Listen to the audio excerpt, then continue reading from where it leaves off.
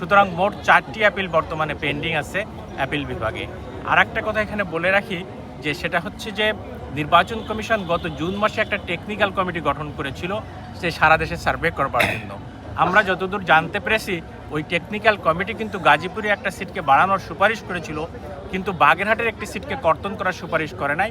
ওরা একটা ভিন্ন জেলার যেখানে 6টা আসন ছিল সেখান থেকে একটা আসন কর্তন করবার জন্য সুপারিশ করেছিল, কিন্তু নির্বাচন কমিশন কিন্তু তাদের নিজেদের টেকনিক্যাল টিমের সুপারিশকে গ্রহণ না করে একেবারে তাদের নিজেদের স্বার্থে, হীন স্বার্থে বা তাদের অন্য কোনো উদ্দেশ্য চারিতার্থ করবার জন্য বাগেরহাটের একটি সিটকে কেটে দিয়েছে, যেটা সম্পূর্ণভাবে অন্যায় হয়েছে, সম্পূর্ণভাবে বিধি বহির্ভূত হয়েছে, সম্পূর্ণভাবে সংবিধান বহির্ভূত হয়েছে এবং সম্পূর্ণভাবে আমাদের যে ডিলিমিটেশন অ্যাক্ট 2021 আছে সেটার সুস্পষ্ট লঙ্ঘন হয়েছে।